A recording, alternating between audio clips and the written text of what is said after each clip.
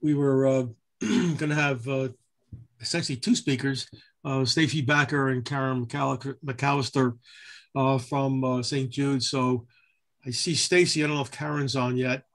Karen is. Good, great. So welcome both of you to the Senior Men's Association of Stanford. I'll go over a brief introduction for them. Karen McAllister has over 30 years of nonprofit fundraising and management experience. She's been with St. Jude's Children's Research Hospital for almost 8 years, came to St. Jude's with experience in hospital, higher education, Jewish Federation fundraising. Karen resides in Connecticut with her family and loves that her work at St. Jude's truly makes a difference in the lives of the patients and the families. As a philanthropic advisor for St. Jude's, for Stacy, as a philosophic advisor for St. Jude's Children's Hospital, Stacy Bakker is privileged to work with dedicated supporters of the hospital in all areas. Stacy's been with St. Jude's for over 4 years. She came to St. Jude's with over 15 years of experience in client services, including representing top radio stations in the country. She's happy to provide us with the latest news about the research and the patient care, as well as the marketable stories of their patients and their families. In her role, she works with and visits donors who have included St. Jude's in their estate plans to share more about the life-saving mission of St. Jude's. She looks forward to sharing this information with us. I know she's excited about telling us everything about this. They both are, Karen and Stacy. As a personal note, I remember, I think it was Joe 3 years ago when the St. Jude's talked to us last. I don't think it was Stacy, but sure made a difference in what I do, and it's a terrific place. So let's all pay attention. So Stacy, Karen, welcome, and I think Stacy's going to start. Go ahead, Stacy. Thank you so much, Stu, and thank you all of you for having us today. We feel honored to be invited back, and especially to your virtual meeting. I know virtual gatherings are new to all of us, and so we're grateful. So I love following the jokes because I love to laugh, and I hope I can follow that act. So thanks again for having us. So like Stu said, I'm a philanthropic advisor with St. Jude locally, and I work with donors who've included St. Jude in their estate plans. The donors as well who have established a charitable gift annuity, which is a unique gift to the hospital, whereby you receive lifetime payments as well. And I'm excited to be here. I say I have the best job on earth. I get to work with the most compassionate and kind people, and for the life-saving mission of St. Jude. So thank you again for having us. So St. Jude is opened in 1962. I know you guys got a brief history and some information a couple of years back, but our founder, Danny Thomas, in 1962 envisioned a hospital that would treat children with the most hopeless and life-threatening diseases. And also that we would continue research to find cures. So I'm going to share my screen now so I can show you a video and a presentation of the hospital. So just bear with me while we do that.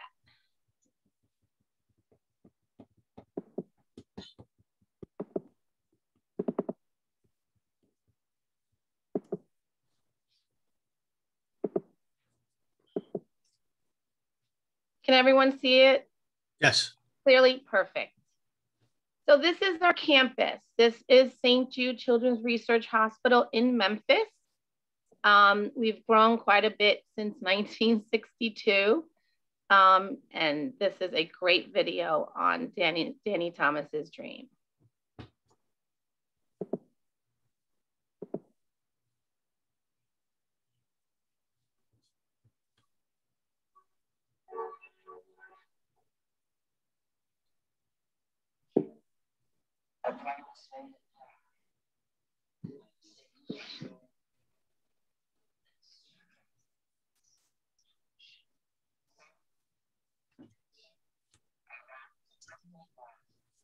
We're not getting the audio. Did you share the audio also when you shared the screen?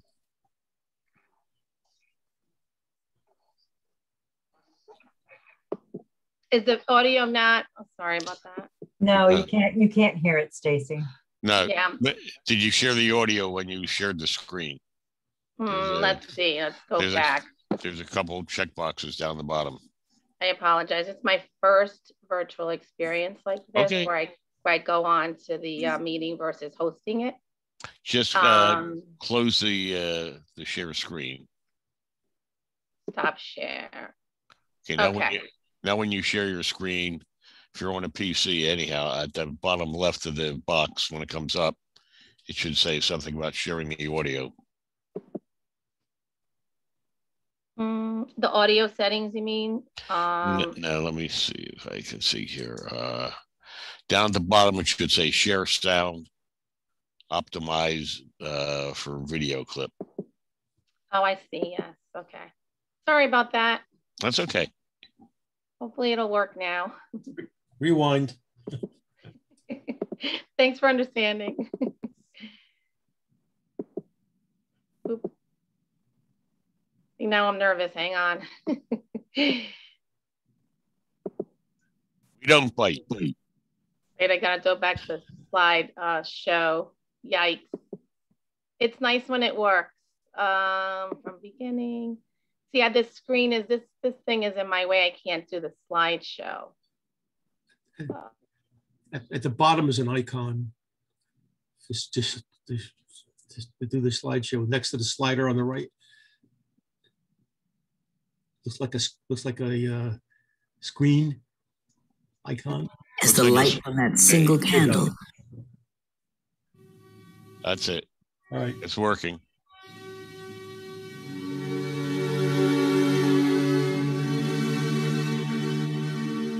A promise made in the dark, lit by a single flame. A desperate prayer for guidance, for direction, for a sign. And in return, a vow to one day build a shrine in the name of all who are hopeless. This was the beginning, quiet and solemn. But soon, this sacred vow would become a mission. As the light from that single candle grew into a torch of promise, passed through time and generations to millions around the world.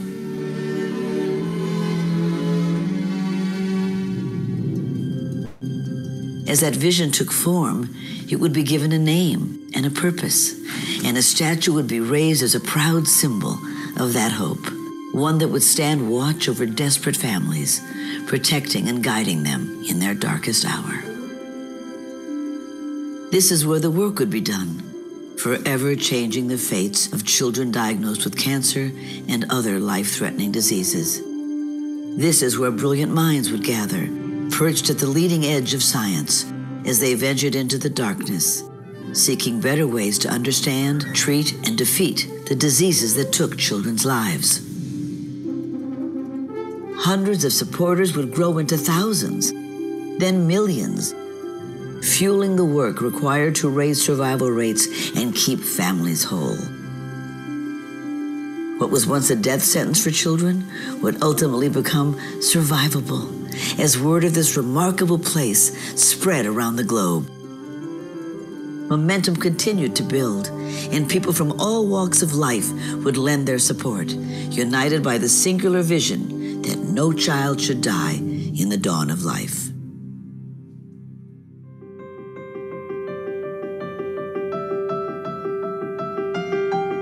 This is St. Jude Children's Research Hospital. Since 1962, when St. Jude first opened its doors, we have stayed true to the promise that no family would ever receive a bill from St. Jude, not for treatment, travel, housing, or food, because all a family should worry about is helping their child live. And St. Jude freely shares its groundbreaking discoveries, so that every child saved at St. Jude means that doctors and scientists can use that knowledge to save thousands more children around the world. It's pretty amazing when you consider that 7 years ago, we didn't have the treatments we have now. We cure 80% of children with cancer. If you think about that, I mean, go back 50 years, we were curing 20 to 30%. This is the miracle story of modern medicine. Our mission continues to unite people from all walks of life in a common goal: to support the research and the patient care necessary to at last vanquish the pediatric cancers that take our children from us. Donors are important to us because you get the feeling that you have a team behind you. We have the resources and we have the focus. And so if St. Jude doesn't do it, who will? My father, Danny Thomas, once said, "Those who support the good are as those who do the good." And these very words have been embraced by millions.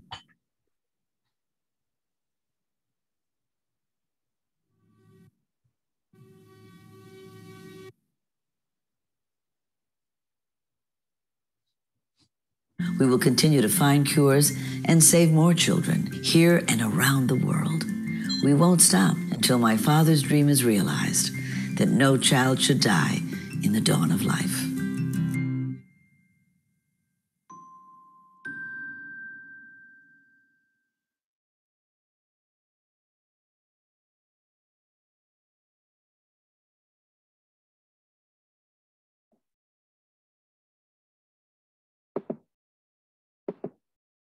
Okay, I'm glad we got through that. Thank you again for your patience as I learn on the job.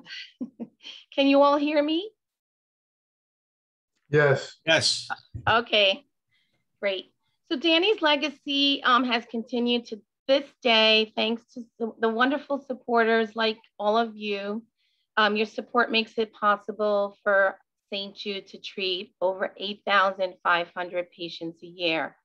And it's critical to our work, especially during uncertain times like this last year.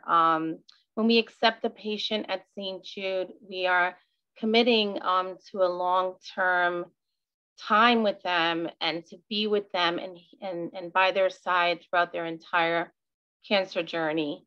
And that can take, as long as it lasts, it can take months and even years. Also, most of our research efforts are long-term projects, which we must see to completion over months and years. So basically, and importantly, your support helps us to plan today for the future, and that in itself is such a tremendous gift. So now we're going to share a patient's personal St. Jude story, Cole, as well as a virtual tour of the hospital. What's the silver lining of our virtual meetings and our tour is that we're able to show you parts and places of the hospital that we wouldn't necessarily be able to visit in person. So with that, I'll start with Cole's special journey.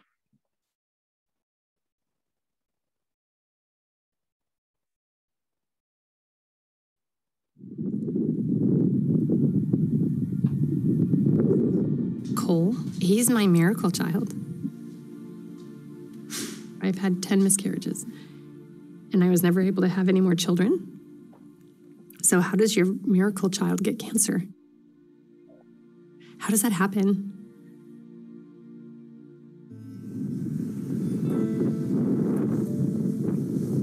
So it started off with vomiting for no reason. He was also getting headaches, and it was getting to the point where he couldn't even walk home from school because he was in so much pain.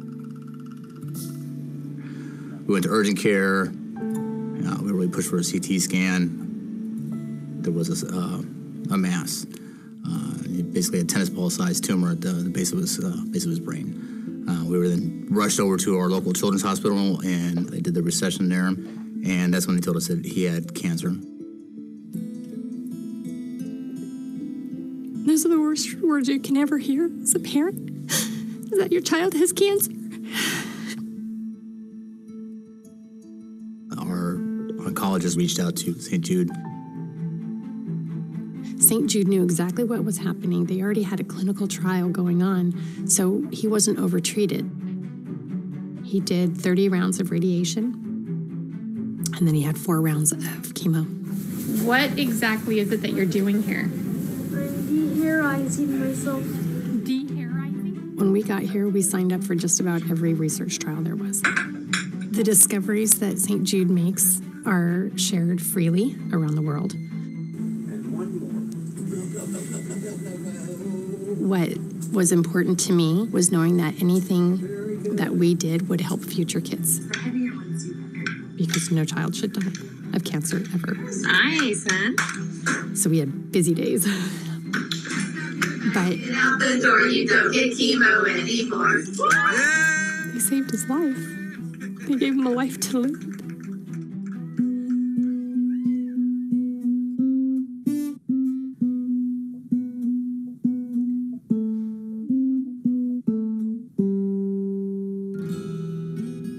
After everything, I feel a lot better. Like, a lot better. Good boy. I have my dog, and I have my family, and now I'm here. Our family motto is family together strong. If it wasn't for St. Jude's and the people who donate and give money, I wouldn't have my boy. So, yeah, absolutely, the people who give to St. Jude are part of our family together strong, by far.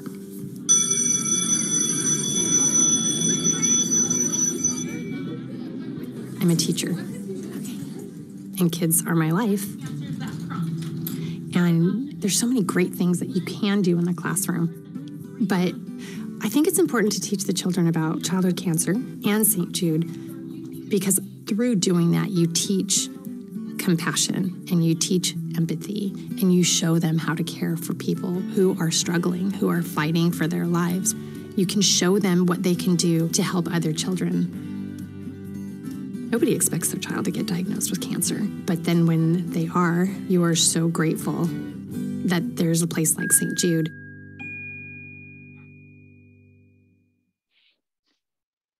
Welcome to St. Jude Children's Research Hospital. My name is Rachel Barnett. I'm based in Memphis, and I work with foundations that support the hospital.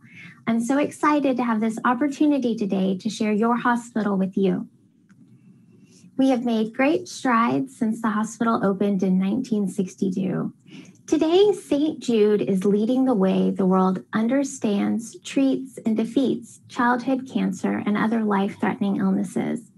With the generous support of friends like you, St. Jude has helped push the overall survival cancer rate from 20% when we opened our doors to more than 80% today. And while this is a tremendous accomplishment, we understand that our work is not done. And together with you, we won't stop until no child dies from cancer.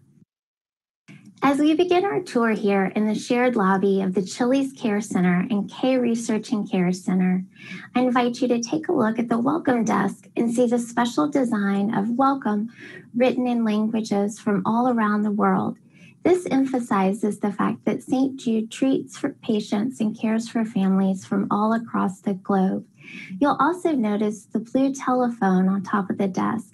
This is part of our interpreting services that we're able to provide families who do not speak English. These phones can provide service in more than 100 languages when we do not have an in-person interpreter available. On average, St. Jude sees more than 8,500 patients each year, and most of these patients are treated on an outpatient basis so that we're able to maximize the time that they're able to spend with their families. The expansion of the K Research and Care Center in 2016 opened up 3 new inpatient floors in the hospital and has given us 77 staffed inpatient beds. To be a St. Jude patient, a child should be referred by a physician and qualify for a St. Jude treatment protocol. From the first day, we build a support network for our families that includes doctors, nurses, chaplains, social workers, psychologists, child life specialists, and teachers. This team approach is designed to reduce anxiety and fear for our patients because the same people are treating them every day that they come to the hospital. Welcome to the medicine room, which is located in the North Ambulatory Care Center of the Patient Care Center. This room is open 24 hours a day, 7 days a week, including holidays. This is the restricted area where our patients come to receive chemotherapy, fluids, antibiotics, antifungals, and blood products. Because the patient can be in here for a long amount of time, we offer comfortable seating along with television and even a playroom. The medicine room sees about 60 patients each day. A special St. Jude tradition takes place right here in our medicine room when a patient receives his final dose of chemotherapy. This wonderful celebration is complete with lots of confetti and a special song. We call this our No More Chemotherapy Party, and I'm excited to share one such celebration with you now as we get to see Miguel celebrate his No More Chemotherapy Party.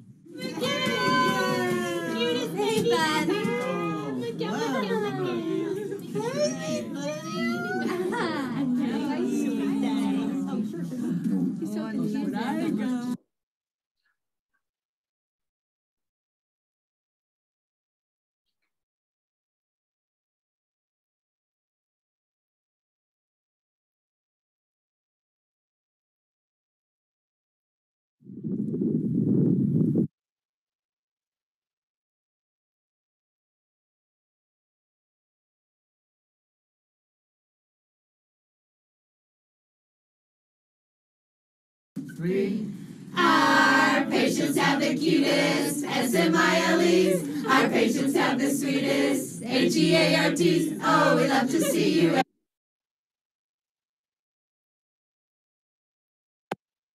every day. But now's the time we get to say, pack up your bags, get out the door. You don't get chemo anymore.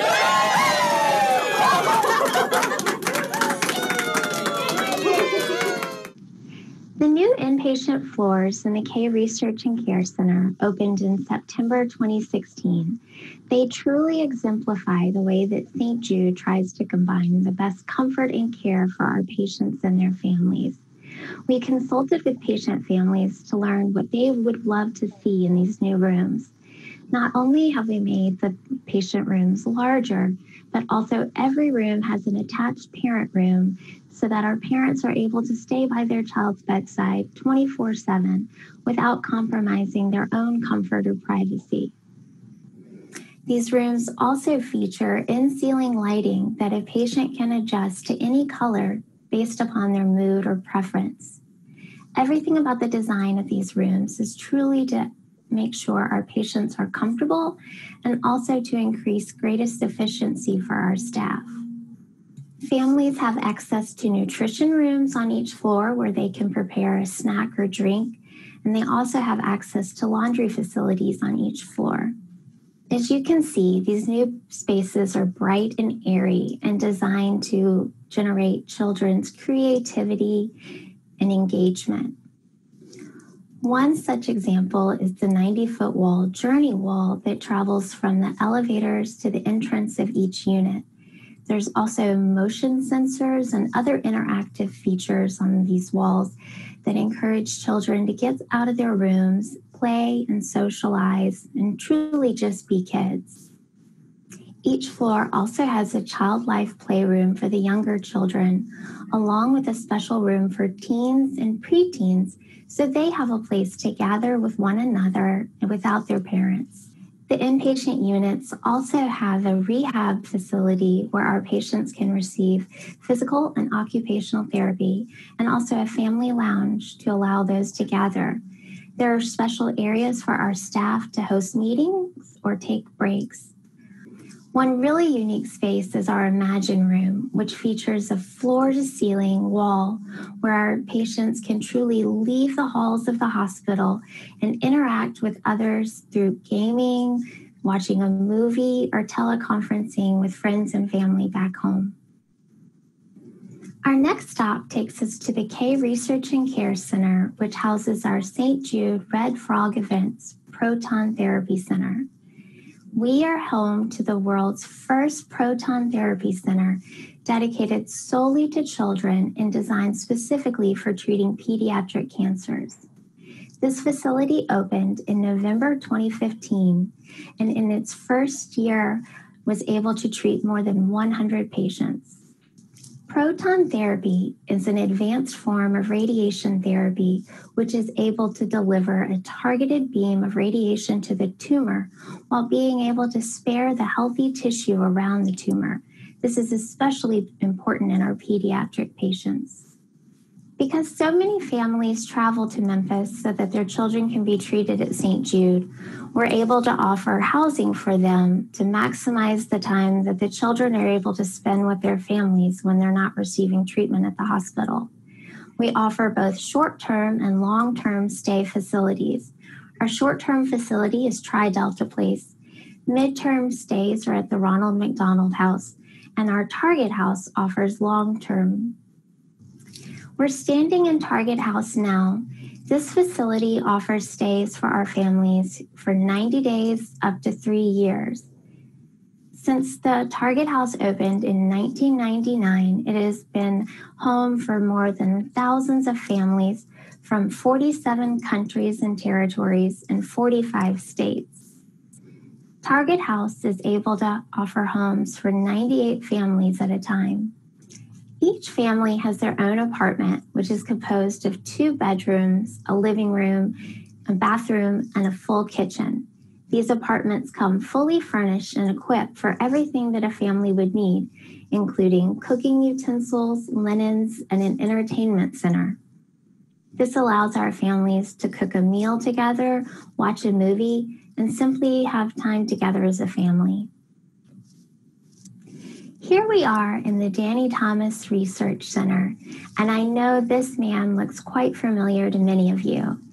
This is our founder, Danny Thomas, and as you can see, the nose of the bronze bust has been rubbed many times by thousands of staff, patient, families, and visitors to campus. They say it brings good luck, and I invite you now to go ahead and rub his nose on your screen.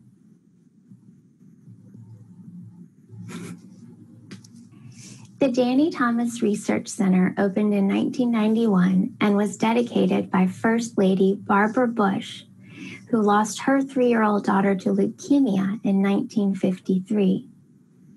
St. Jude attracts the best and brightest from all over the world. The flags you see represent the diverse nationalities of our St. Jude staff. There's more than 100 hanging. When St. Jude opened its doors in 1962 for the most common form of pediatric cancer, acute lymphoblastic leukemia, the survival rate was only 4%.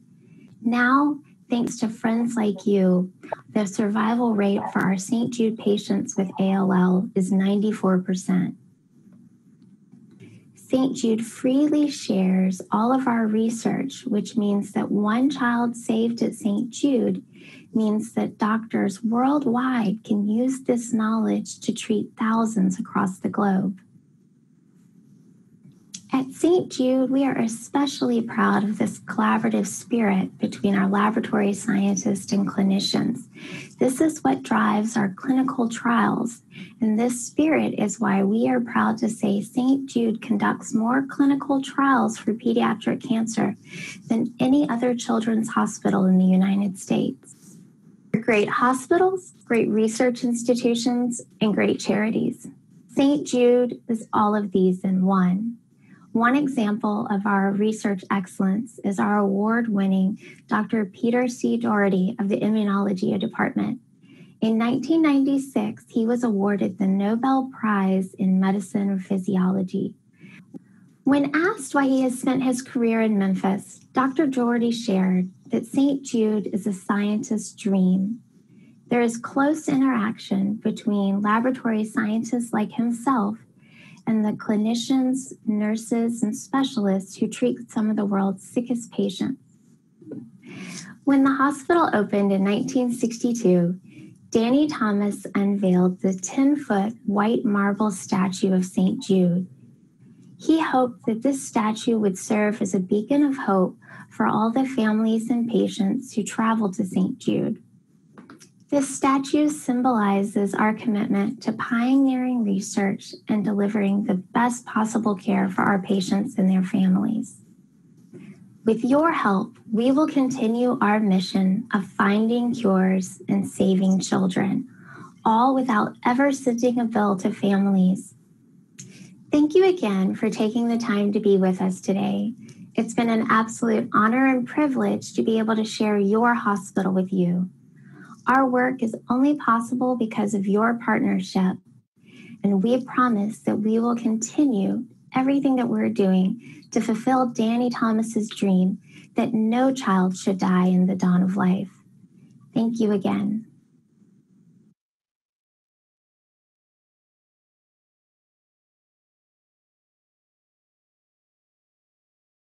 I hope you all enjoyed the tour and hearing from Cole and his family. Now we're very excited to share a lot of new things that are happening on campus at St. Jude as we continue to grow, some construction. So we're going to start with the Advanced Research Center.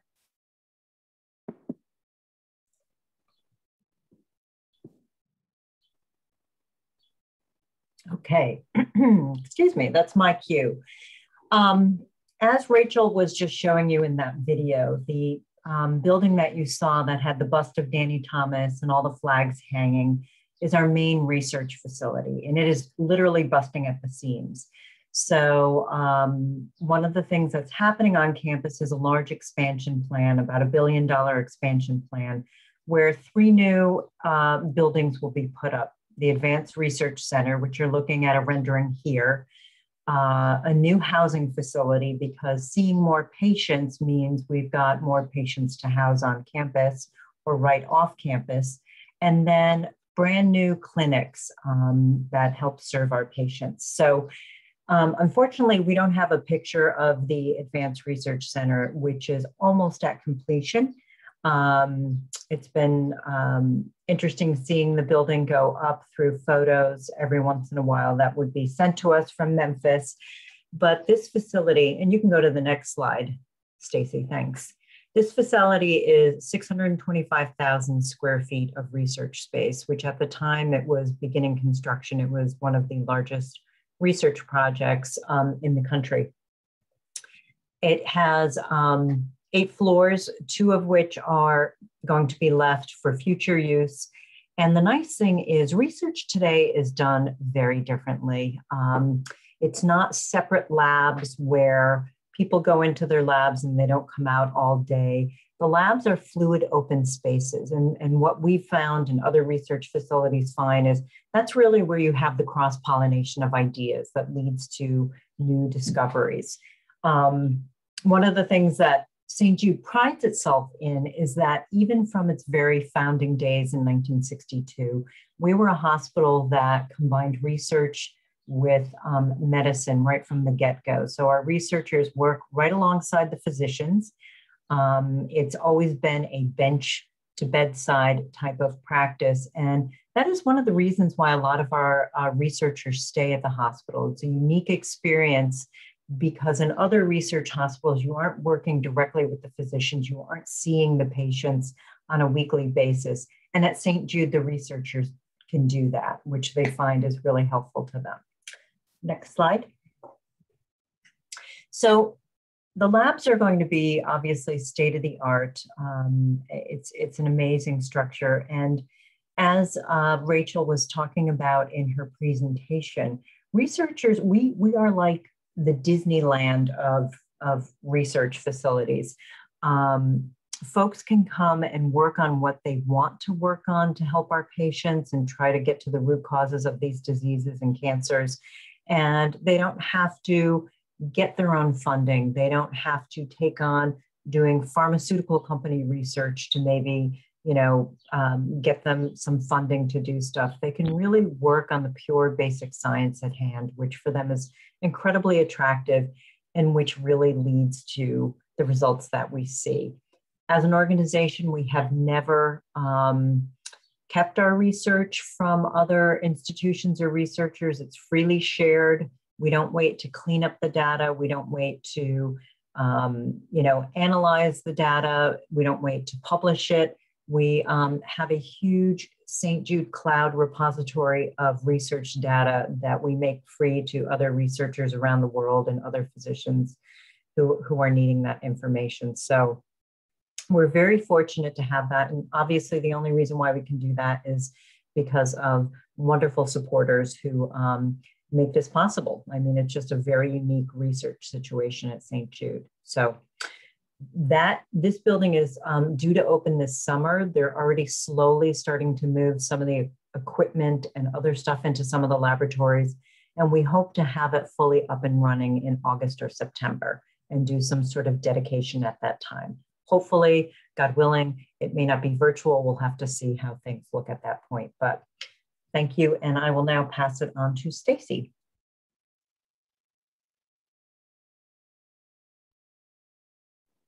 Thank you, Karen. So we're also in the process of building a new housing facility, the Domino's Village. And the Domino's Village will be adjacent to the hospital, which will be very convenient for our patients and families. And it will include 140 fully furnished apartments. And it's just gonna be just gorgeous. And what's nice about it also is for the first time ever, we're going to have larger sized apartments. So we'll have 4 3-bedroom apartments for the larger families who come and stay with us for quite a long time.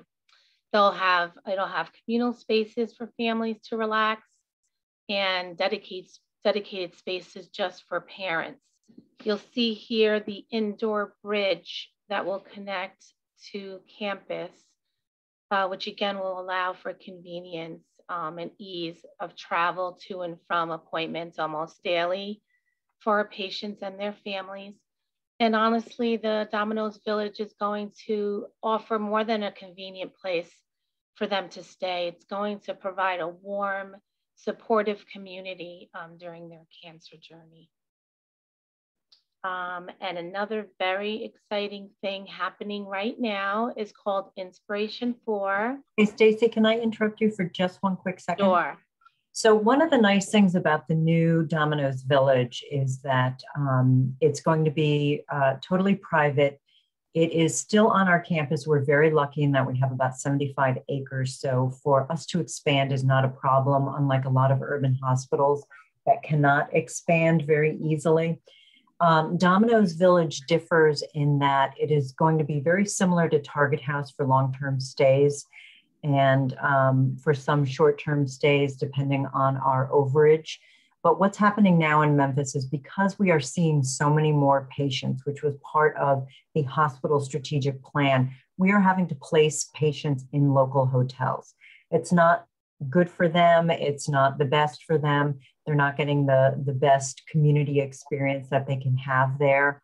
The other thing is Domino's Village is going to provide hot meals. None of the other housing facilities do that. So that'll be great if families don't want to cook, which all of them have the facilities to cook in Target House. And for those other facilities that don't have like a full cafeteria where meals are prepped for them, there are many, many local groups that volunteer to bring meals in for them, which is fabulous. But also a little basics on our housing. The Tri-Delta House, the short-term stay, is really for people coming in for consultations or patients coming in for checkups, or we have something called a life study where we literally follow patients for their entire lifetime. That helps us understand our treatments and the impact they have as patients get older. So that's really where Tri-Delta comes in. That's for like a 1 week to 3 week stay. Ronald McDonald is for up to 6 months, and our Target House is for up to 3 years. As Stacy mentioned, some of the cancers, especially acute lymphoblastic leukemia, that is up to a 3-year protocol. So that's a long time for a family to be in Memphis or one of the parents with their child. And this is providing us just with more housing and more ability to have choice for where patients get to stay. Thanks, Stacy. Sorry about that. No, not at all. Thanks, Karen. So Inspiration 4 is happening now, and it's the world's first all-civilian space expedition. And yes, I've said space, We are inspiring support for the St. Jude mission. And in honor of the historic flight, our ambitious goal is to raise $200 million to help find cures for cancer and other life-threatening diseases. Philanthropist, businessman, and adventurer Jared Isaacman, who you may know, has committed to donate $100 million to inspire others to give to the campaign. So every dollar we raise will bring us closer to the goal of advancing progress against childhood diseases. Now we'll hear from a very special passenger, Inspiration 4 passenger, Haley.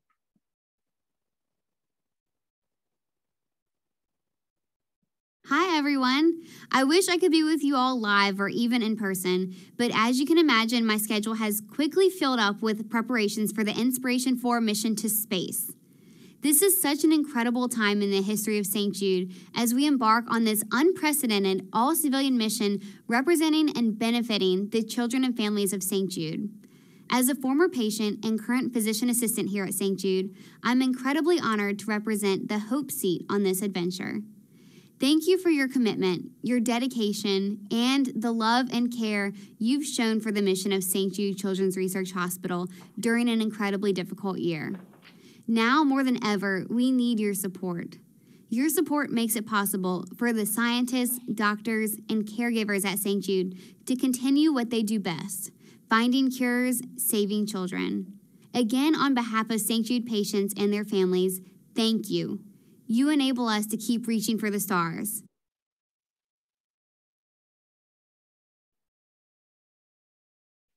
Just amazing.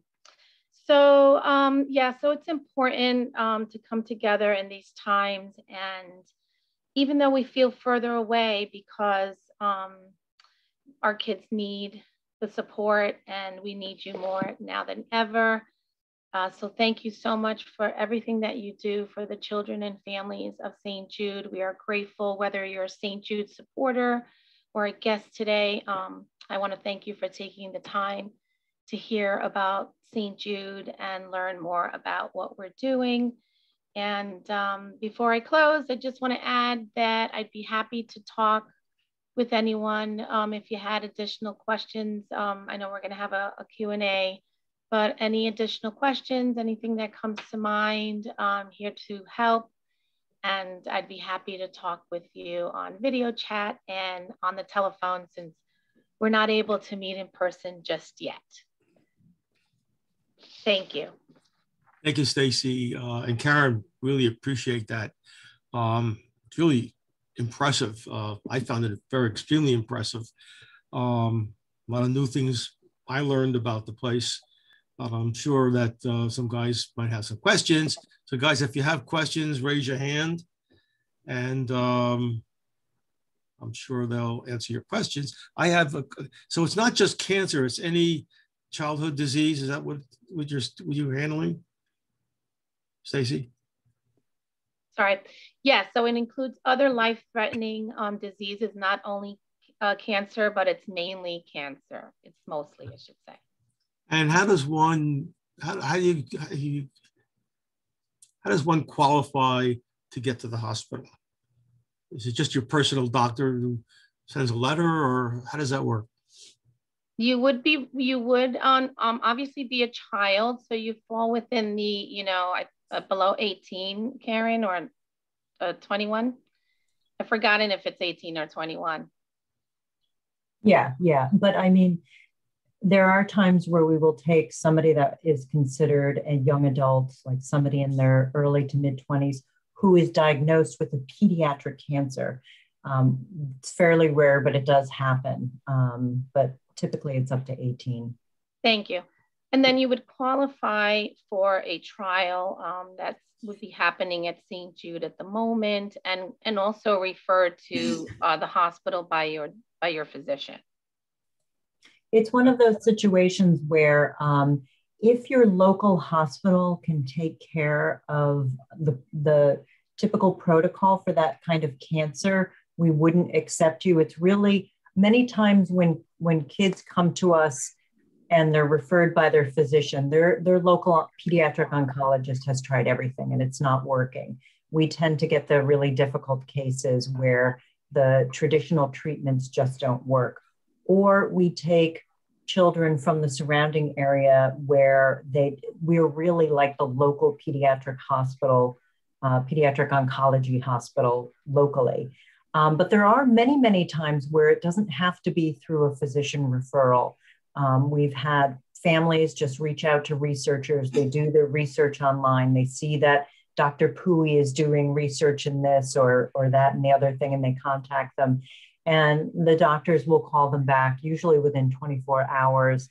They'll have a discussion. They'll send whatever slides, if there's MRIs or whatever, and we'll get them in for a consultation if the doctors feel it's appropriate. So patients don't need the physician to make the referral. The physician eventually needs to make the referral, but that's just a form.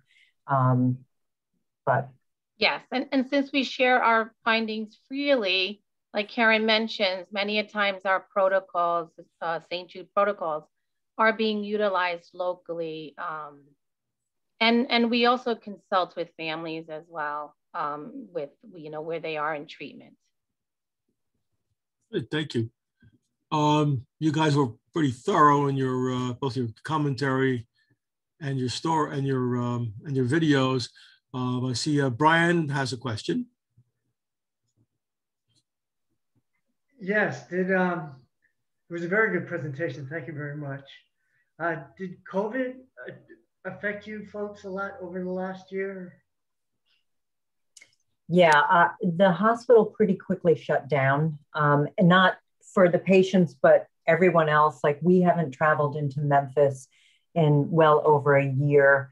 They were limiting who was coming to campus. Everyone who works for the fundraising and awareness arm of St. Jude, which is what Stacy and I do, worked from home, and they had very strict protocols for who could come in, who could come out. People were tested daily who work at the hospital.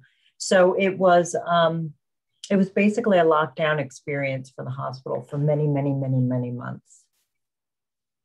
Thank you. Keeping the patients safe. Yeah.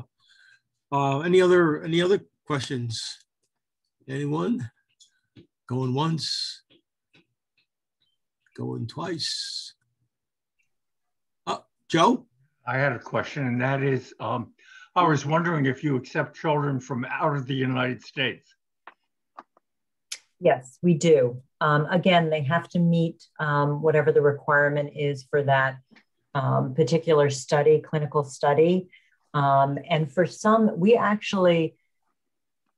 the diseases we study are very, very rare, or some of the cancers, especially the brain cancers, are extremely rare. So we want to get as many kids as possible. So if that means that they're coming from China or they're coming from South America or Europe, we want them in the study. So we do take children internationally. Joe? Yeah. Obviously, you talked about donations. You didn't mention, the vehicle. I noticed you're always seeing ads on TV for the $19 a month donation plan. Is there something that you have or you can get to us through Stu, and we can send an email out to our members? Something like that would be feasible? Oh, that'd be wonderful. Say again. Can you hear me now? Yes. Okay, that would be wonderful. We actually have a emailable version of our giving overview, which just talks about the different ways that you can contribute to the hospital.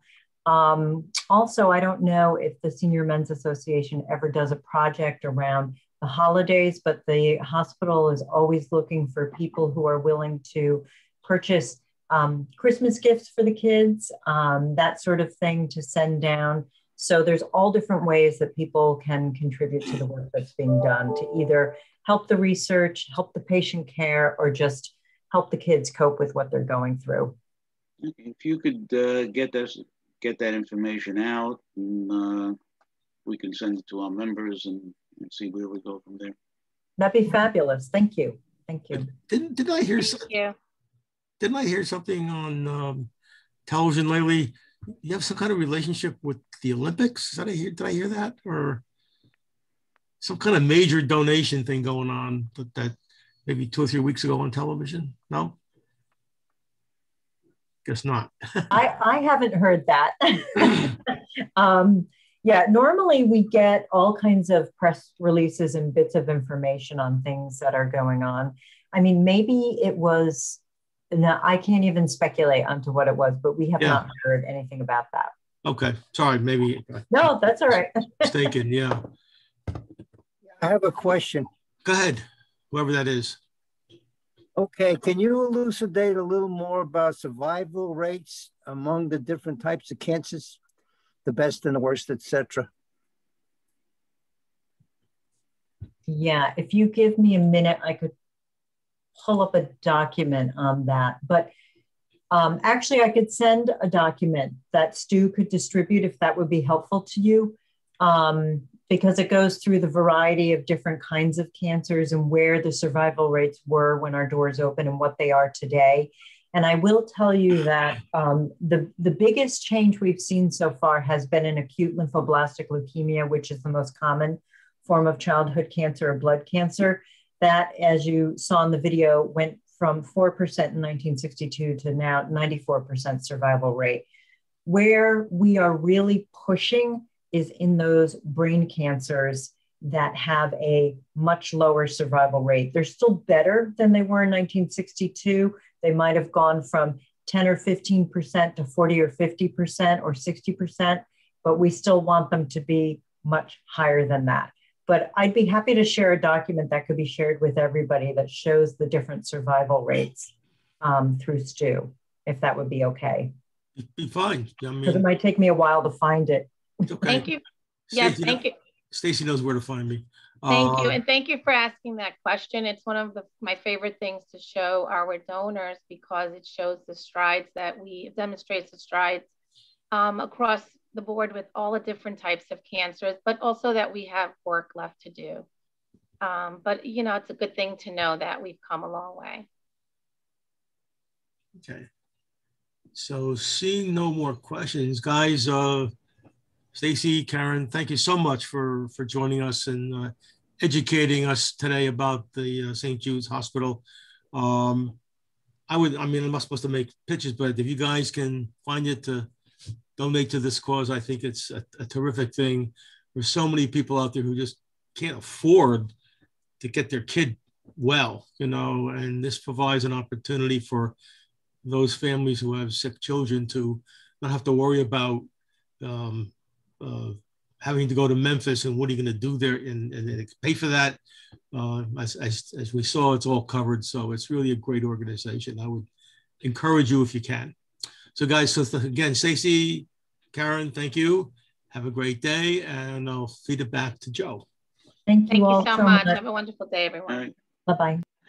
Stacy and Karen, thank you again for a very interesting, informative presentation. And hopefully soon you'll be able to get back down to Beale Street and BB King's and get some good ribs. We're looking forward to that. And you're welcome to join. Thank you so much. And thank you for your patience today with the video and all. I appreciate that. That's quite all right. Take care. Okay. Guys, as always, stay well, stay safe, stay healthy, and we'll see you next week.